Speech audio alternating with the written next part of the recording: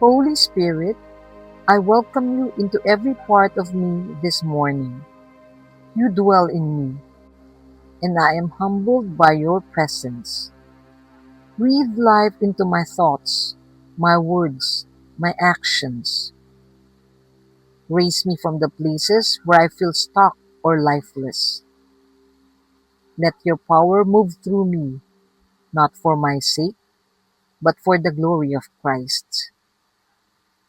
I surrender my limitations to you.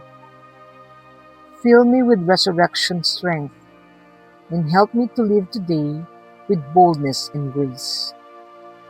I trust that you are renewing me even when I cannot see it.